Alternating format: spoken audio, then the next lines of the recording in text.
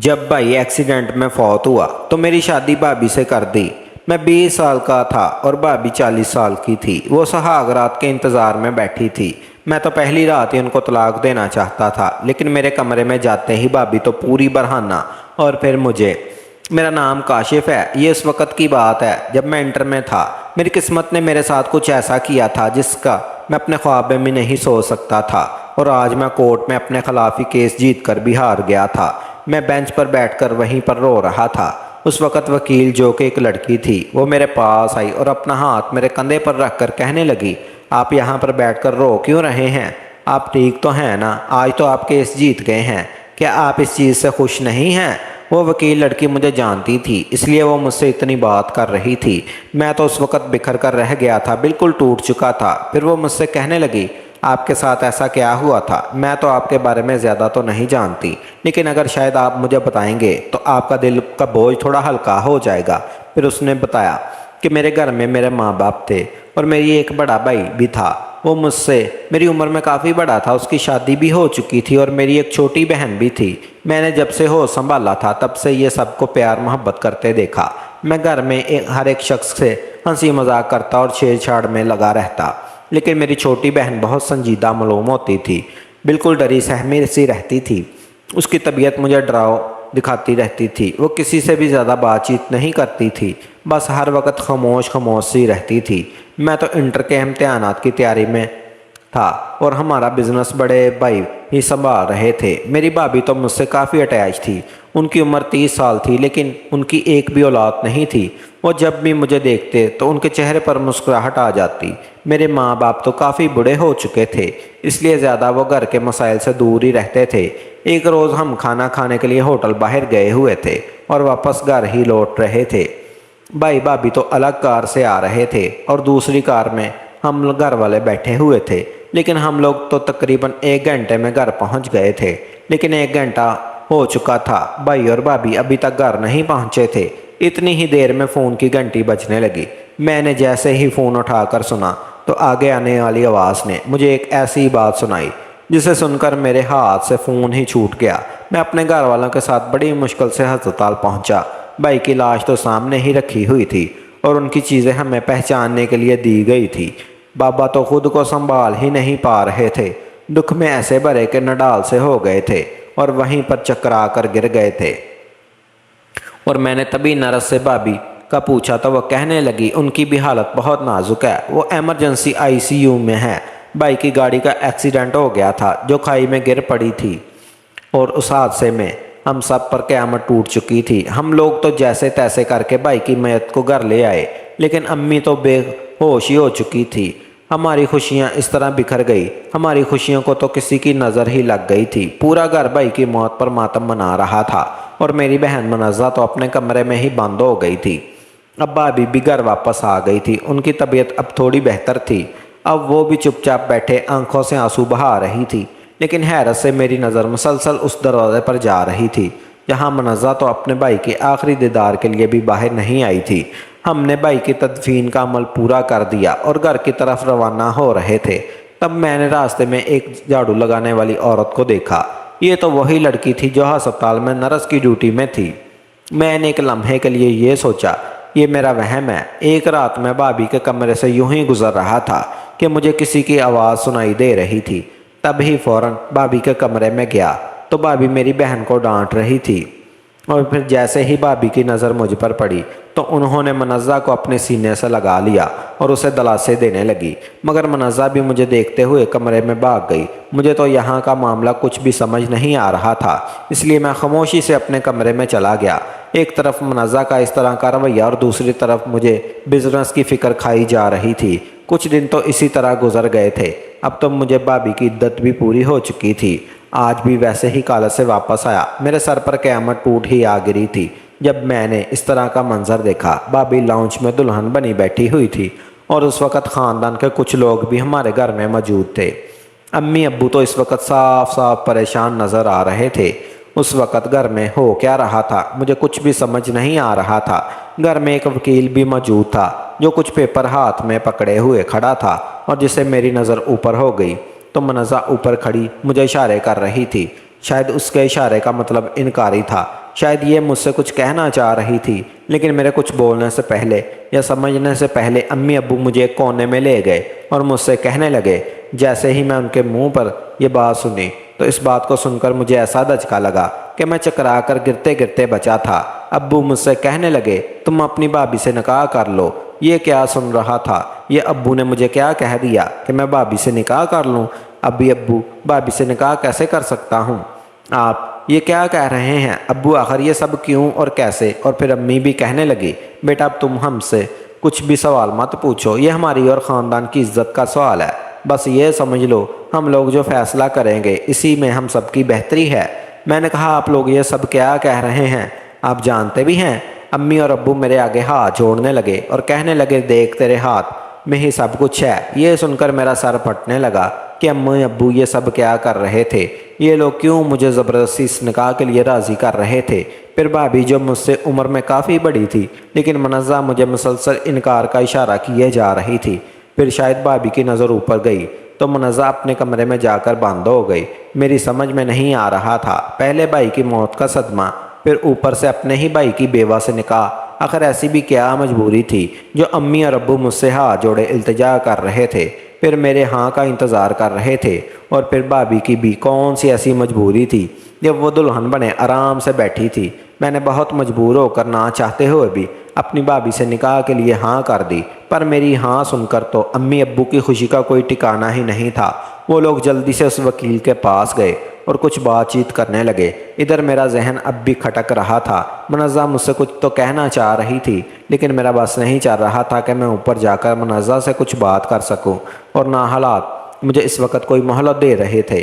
بہت سوچنے سمجھنے کے بعد میں نے یہ فیصلہ کیا کہ میں یہ نکاح کر لوں گا، لیکن کمرے میں جاتے ہی بھابھی کو 3 بار طلاق بول کر یہ گھر ہمیشہ کے لیے چھوڑ دوں گا، کسی اور جگہ چلا جاؤں گا، پر جو ہوگا دیکھا جائے گا۔ میں اپنے کمرے میں گیا اور فریش ہو کر لاؤنج میں آ گیا۔ ادھر امی اور ابو وکیل سے مسلسل باتیں کیے جا رہے تھے لیکن میرے دل و دماغ میں تو کام کرنا ہی چھوڑ دیا تھا۔ اوپر دیکھتا تو منزہ کا کمرہ بند تھا، بھابھی کی طرف دیکھتا تو ان کی ایک عجیب سی مسکراہٹ میرے دل میں شک پیدا کر رہی تھی، لیکن میری سمجھ میں کچھ نہیں آ رہا تھا۔ کچھ دیر بعد ابو امی میرے پاس آئے اور میرے آگے پیپر رکھ دیے، کہنے لگے، یہ نکاح کے پیپر ہیں، ان پر دستخط کر دو۔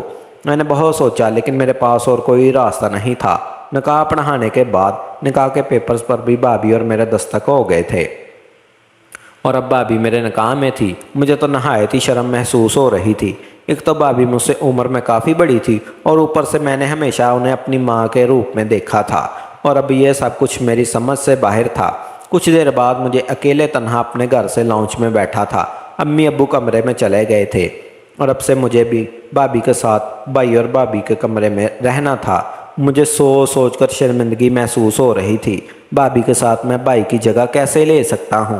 اور میرے گھر والوں نے بھی ذرا لحاظ نہ کیا اور میرا اور بھابھی کا نکاح کر ڈالا۔ میں بہت غصے میں تھا۔ میں نے یہی سوچ رکھا تھا کہ کمرے میں جاتے ہی بھابھی کو طلاق دے دوں گا اور پوچھوں گا کہ آخر ایسی بھی کون سی مجبوری آ پڑی تھی کہ یہ سب کرنا ضروری ہو گیا تھا۔ میں غصے میں بھرا بھابھی کے کمرے کی طرف جا رہا تھا۔ میرے کانوں میں کچھ آوازیں محسوس ہو رہی تھی لیکن میں اس وقت کچھ بھی سوچنے سمجھنے کے قابل نہیں تھا۔ میں کمرے کی طرف قدم بڑھاتا گیا اور جیسے ہی میں دروازے کے پاس پہنچا، اندر سے آنے والی آوازیں سن کر مجھے تو اپنے کانوں پر یقین ہی نہیں آ رہا تھا۔ میں نے اس وقت اندر جانا مناسب نہ سمجھا اور چھپ کر کھڑکی سے دیکھا تو میرے ہوش اڑ گئے۔ میرا فوت شدہ بھائی اور بھابھی ہاتھوں میں ہاتھ ڈالے ایک ساتھ بیٹھے ہوئے تھے، اور جب میں ان کی باتیں سنی تو نہ مجھے اپنے کانوں پر یقین آ رہا تھا اور نہ ہی اپنی آنکھوں پر کہ میں نے جو کچھ دیکھا وہی سچ تھا یا پھر بات کچھ اور تھی۔ میں اس وقت اپنی قسمت کو کوس رہا تھا کہ میں تو بچپن سے خوشحال زندگی گزار رہا تھا، لیکن پھر یہ سب میرے ساتھ کیا ہو رہا تھا؟ آخر کون ہے جو مجھے ان تمام سوالات کے جواب دیتا؟ پھر مجھے اپنی بہن منزہ کا خیال آیا اور میں دوڑا اس کے کمرے میں گیا اور زور سے منزہ کے کمرے کا دروازہ بجانے لگا۔ کافی دیر بعد منزہ نے دروازہ کھولا۔ میں اندر جا کر دروازہ اندر سے لاک کر دیا اور وہ مجھے دیکھ کر رونے لگی۔ فی الحال میں نے اس وقت تو منزہ کو تسلی دی۔ میں نے کہا، منزہ یہ سب میرے ساتھ کیا ہو رہا ہے؟ میں نے روتے ہوئے بھی اپنی بہن منزہ کے آگے ہاتھ جوڑ دیے۔ مجھے روتا دیکھ کر آج منزہ کی خاموشی ٹوٹ گئی تھی۔ وہ کہنے لگی بھائی یہ سب کوئی نئی بات نہیں، یہ سب تو سالوں سے چلا آ رہا تھا، لیکن آپ تو بس گھر والوں کے پیار محبت میں سب کچھ بھول گئے تھے۔ آپ کو جس دن اس گھر میں لایا گیا تھا یہ سب اسی دن سے چل رہا تھا، اور آج اس کا اختتام آپ کے نکاح کے ساتھ ہونا تھا۔ یہ سب سن کر میرے سر پر آسمان آ گرا تھا۔ میں تو کچھ بھی نہیں جانتا تھا کہ منزہ میرے ماضی کے بارے میں کیا کہہ رہی ہیں، لیکن یہ میری سمجھ سے بالکل باہر تھا۔ آخر میرے ماضی کا اس نکاح سے کیا تعلق تھا، اور پھر میرا فوت شدہ بھائی کیسے زندہ ہو گیا تھا؟ میں روتے ہوئے یہ سب اس وکیل لڑکی کو بتا رہا تھا۔ وہ میری کہانی بہت ہی دلچسپی سے سن رہی تھی۔ میں نے کہا حقیقت جاننے کے بعد میرا خون کھول اٹھا تھا۔ میں نے اور منزہ نے سارے ثبوت اکٹھے کیے اور ان سب کے خلاف کر دیے۔ آج مسلسل پیشیوں کے بعد میری اور منزہ کی گواہیوں سے یہ کیس میں جیت کر بھی ہار گیا ہوں۔ میرے اپنوں کا ساتھ میری قسمت میں بس اتنا ہی لکھا تھا۔ میری بات سن کر وہ وکیل کہنے لگی کاشف آپ کا ماضی کیا تھا، اور آپ نے اس رات بھابی کے کمرے میں کیا دیکھا تھا، اور منزہ نے آپ کو کون سی سچائی بتائی تھی؟ اس وکیل لڑکی نے پھر میرے زخم ہرے کر دیے تھے۔ میں یہ سن کر رونے لگا۔ مجھے اپنے وقت یاد آ گیا۔ میں نے کہا اس وقت 4 سال کا تھا جب میرے بھائی اور بھابی مجھے اپنے گھر میں لائے تھے۔ در حقیقت میں ان کا سگا بھائی نہیں تھا، بلکہ میں ان کے دور کے رشتہ داروں کا بچہ تھا۔ لیکن بچپن میں ایک حادثے میں میرے والدین کی وفات ہو گئی تھی۔ تب ان کی وفات پر پورا خاندان جمع تھا اور ہر کوئی مجھے اپنے گھر لے جانا چاہتے تھے، لیکن بھائی اور بھابی کی بہت اصرار کرنے پر مجھے ان کے حوالے کر دیا گیا تھا، کیونکہ ان کی کوئی اولاد نہیں تھی اور خاندان والوں کو لگتا تھا کہ ان کے گھر کوئی اولاد نہیں ہے تو وہ لوگ میری ذمہ داری اچھے سے نبھا سکتے تھے۔ اس لیے 4 سال کی عمر میں بھائی بھابی مجھے اپنے گھر لے آئے، جہاں میری پرورش میری سوچ سے بھی بڑھ کر کی گئی۔ مجھے اتنا پیار محبت دیا گیا کہ مجھے کبھی احساس ہی نہیں ہوا کہ میں اس گھر کا بیٹا نہیں ہوں، اور امی ابو نے تو مجھے خوب لاڑ پیار سے پالا تھا۔ شاید میرے اس لاڑ پیار کی وجہ سے وہ لوگ اپنی سگی بیٹی منزہ پر اتنی توجہ نہ دے سکے، اور بچپن سے ہی احساس کمتری کا شکار ہو گئی تھی، اس لیے وہ سب سے کٹی کٹی رہنے لگی۔ لیکن جب میں نے اس منزہ کو اس دن بھابی کے کمرے میں دیکھا تھا مجھے کچھ عجیب لگا تھا۔ جب زور سے بھابی منزہ کا ہاتھ پکڑا ہوا تھا اور میرے آتے ہی اسے گلے لگا لیا تھا۔ میرے حال میں تو اپنی زندگی خوشی خوشی جی رہا تھا، لیکن جب میرا زبردستی نکاح بھابی سے کروا دیا گیا اور میں بھابی کے کمرے میں جاتے ہی طلاق کے الفاظ بولتا، اس وقت ہی میں سے کچھ ایسا دیکھ لیا کہ میں اپنا طلاق کا فیصلہ بالکل بدل چکا تھا، اور ساتھ ساتھ منزہ نے جو سچائی مجھے بتائی تھی وہ جان کر میرے اندر سب کچھ ٹوٹ گیا تھا۔ جیتے جی مر چکا تھا، اور ہم دونوں ثبوت اکٹھا کرنے کے لیے اس روڈ کی طرف نکل پڑے جہاں وہی نرس لڑکی جھاڑو لگایا کرتی تھی جسے میں نے اس دن ہسپتال میں نرس کے لباس میں دیکھا تھا۔ وہ ہمیں دیکھ کر بھاگنے لگی، لیکن جیسے ہی ہم نے اسے پیسوں کی لالچ دی وہ ساری سچائی اگلنے لگی۔ میں تو سر پکڑ کر وہیں پر بیٹھ گیا۔ تب منزہ نے گھر والوں کی گرفتاری کروانے میں میرا پورا ساتھ دیا۔ پولیس نے منزہ کو گواہی سے گھر والوں کو گرفتار کیا، جو وہ بچپن سے آج تک سب کچھ دیکھتی آئی۔ منزہ ہی اسی سازش کا جیتا جاگتا ثبوت بنی، اور بھائی اور بھابی کو عمر قید کی سزا ہو گئی۔ میری بات سن کر وہ وکیل حیرانگی سے میری طرف دیکھنے لگی۔ وہ کہنے لگی تو کیا بھائی زندہ تھے؟ لیکن وہ حادثہ، وہ میت؟ یہ سن کر میں دبے دبے لہجے سے مسکرانے لگا اور کہا آپ نہیں جانتی بھابی اور بھائی اور ان کے والدین میرے ساتھ کیا کھیل رچانا چاہ رہے تھے۔ وہ کہنے لگے بچپن سے جوانی تک ان کی پرورش میں کوئی کمی میسر نہیں تھی، پر وہ لوگ آپ کے ساتھ یہ کھیل گئے۔ اچانک منزہ بھی اسی وقت مجھے ڈھونڈتے ہوئے ہمارے پاس آ گئی۔ میں نے منزہ سے اپنے گھر والوں کی خیریت پوچھی تو منزہ کہنے لگی حیرت ہے بھائی، آپ نے کورٹ سے ان کے خلاف کیس جیت کر بھی انہیں معاف کر دیا، جبکہ بھائی اور بھابی کے ساتھ وہ بھی سازش میں برابر کے شریک تھے، اور اگر وہ سازش میں کامیاب ہو جاتے تو آج آپ اس دنیا میں نہ ہوتے۔ یہ سن کر میں مسکرانے لگا۔ میں نے کہا منزہ جو بھی ہو، آخر وہ ہیں تو میرے ماں باپ، انہوں نے جو کچھ کیا وہ اس پر شرمندہ ہیں، اور میرے لیے یہی کافی ہے۔ ہاں میرا بس نہیں چلا، میں تو بھائی اور بھابی کو بھی معاف کر دیتا، لیکن منزہ تم نے مجھے ایسا کرنے سے روک دیا۔ منزہ کہنے لگی بچپن سے لے کر آج تک جو کچھ ہوا بھائی اور بھابی ہی آپ کی اصلی گناہ گار ہیں، لیکن آپ کا ظرف تھا کہ سب کچھ جان کر بھی آپ نے کبھی بھائی اور بھابی سے کوئی سوال نہیں کیا۔ حیرت ہے بھائی، وہ وکیل لڑکی کہنے لگی آخر تم لوگ مجھے بتاتے کیوں نہیں ہو کہ آخر اس رات تم نے بھابی اور بھائی کے کمرے میں کیا دیکھا، اور منزہ تم سب جانتے ہوئے بھی اتنے سالوں سے کیوں چپ رہی؟ منزہ کہنے لگی آگے کی تفصیل میں بتاتی ہوں۔ منزہ کہنے لگی میں بچپن سے چپ اس لیے رہتی تھی کہ مجھے کاشف بھائی سے جلن تھی۔ میں جانتی تھی وہ ہمارے سگے بھائی نہیں ہیں۔ سگی بیٹے ہونے کے باوجود امی ابو اور بھائی بھابھی کی ساری توجہ کاشف بھائی کی طرف تھی، لیکن جب میں نے سچائی کا پرکھا تو میرے ہوش اڑ گئے۔ میرے گھر والے اتنے گرے ہوئے ہو سکتے ہیں؟ جس رات بھابھی سے کاشف بھائی کا نکاح ہوا تھا، اس رات بھائی ان کو طلاق دینے کے لیے بھابھی کے کمرے میں جا رہے تھے۔ تب بھائی نے جانی پہچانی سی آواز سنی جو بھابھی کے کمرے سے آ رہی تھی، اور پھر انہیں لگا کہ اندر کوئی موجود ہے جو بھابھی سے باتیں کر رہا ہے۔ تب بھائی نے کھڑکی سے چھپ کر دیکھا تو ان کے اوپر قیامت ہی ٹوٹ پڑی۔ اندر بھابھی کے ساتھ بیٹھا ہوا انسان اور کوئی نہیں بلکہ بڑے بھائی تھے، وہی بھائی جن کے کچھ مہینے پہلے فوت ہو گئے تھے، اور گھر والوں کے سر اتنا بڑا غم آ کر گرا تھا۔ وہ لڑکی کہنے لگی، لیکن بھائی زندہ کیسے ہو گئے؟ منزہ کہنے لگی، وہ سب ایک ناٹک تھا اور بنا بنایا پلان تھا۔ خاندان والوں اور کاشف بھائی کی نظروں میں دھول جھونکا گیا تھا۔ گھر والوں کو ایک ایسی میت دی گئی جو پوری طرح جل کر خاک ہو گئی تھی، اور اس کی شناخت کرنا مشکل تھا۔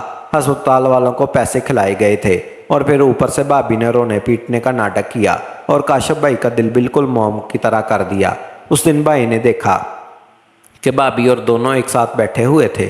ایک بندوق بڑے بھائی کے ہاتھ میں تھی، اور ان کا پلان یہ تھا کہ کمرے میں آتے ہی کاشف بھائی کو مار دیا جائے گا، اور سب کی نظروں میں یہ دکھایا جائے گا کہ کاشف اس شادی پر خوش نہیں تھا، اس لیے اس نے خودکشی کر کے اپنی جان لے لی۔ بھابھی اور بھیا ہنس رہے تھے اور کہنے لگے، ہمارا کاشف کو گھر لانے کا سالوں کا پرانا مقصد آج پورا ہو جائے گا۔ لیکن کاشف بھائی کو یقین نہیں آ رہا تھا۔ پھر ہم اس لڑکی کے پاس دوڑے اور اس کا بیان ریکارڈ کیا کہ اسے پیسوں کا لالچ دے کر نرسوں کے کپڑوں میں ہسپتال میں یہ سب کرنے کو بھائی اور بھابھی نے کہا تھا۔ وہ وکیل لڑکی یہ سب کچھ سن کر کہنے لگی، وہ سب تو ٹھیک ہے، لیکن بھائی اور بھابھی کا یہ سب کرنے کا اصل وجہ کیا تھی؟ منزہ ہنس پڑی، کہنے لگی، پیسہ پیسہ اور بس پیسہ۔ لالچ انسان کو ہر برا کام کرنے پر مجبور کر دیتی ہے۔ کاشف بھائی کے مرنے کے بعد ان کی ساری جائیداد، دولت، سارا بزنس، بہت کچھ کاشف بھائی کے نام تھا۔ حقیقت تو یہ ہے کہ ہم لوگ غریب گھرانے سے تعلق رکھتے ہیں، اور جب بھائی کے والدین فوت ہوئے تو تب انہیں اس گھر میں لانے کا مقصد ہی صرف دولت تھی، کیونکہ کاشف بھائی کے والد بہت بڑے بزنس مین تھے، مارکیٹ میں 40 سے زیادہ دکانوں کے مالک تھے۔ اور تعجب کی بات یہ ہے کہ نہ ہی ان کا کوئی بھائی تھا اور نہ ہی بہن، اور والدین بھی وفات پا گئے تھے، یعنی کہ ان کے آگے پیچھے کوئی نہ تھا، ساری جائیداد ان کی تھی۔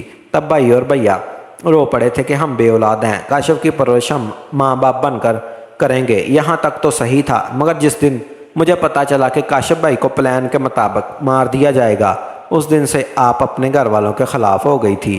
میں بھائی سے حسد ضرور کرتی تھی، مگر میں نے یوں مرتا نہیں دیکھ سکتی تھی، اور جب میں نے اس سے سب کے مخالفت کی تو میرا سگا بھائی اور میری بھابھی اور میرے سگے والدین مجھے بند کمرے میں مارا کرتے تھے اور کہتے تھے، تم اپنی زبان بند رکھو گی، کسی سے کچھ نہیں کہو گی، ورنہ وہ مجھے مار دیں گے۔ اس لیے میں گھر میں چپ چاپ ہی رہتی، لیکن جب میں کاشف بھائی کو دیکھتی میرا دل تڑپ سا جاتا کہ چند دنوں بعد بھائی ہمیں چھوڑ کر چلے جائیں گے، اور پھر بھائی کی عمر میں بہت وقت تھا۔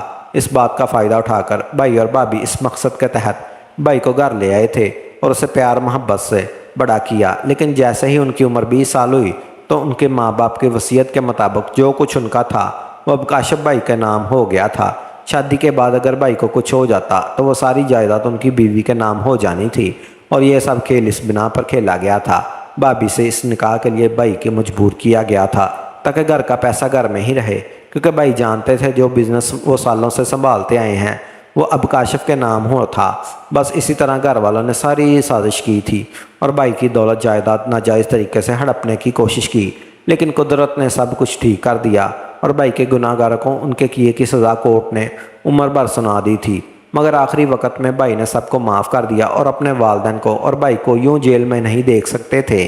اس وکیل لڑکی نے بھائی سے شادی کر لی تھی اور آج میں بھائی کے ساتھ رہ رہی تھی۔ بھائی اور والدین اپنے کیے پر بہت شرمندہ ہے۔ بھائی اور میں ان سے ملنے اکثر جایا کرتے ہیں، مگر ہم رہتے الگ گھر میں ہیں۔ آج پھر سے ہماری زندگی میں خوشیاں آ گئی ہیں۔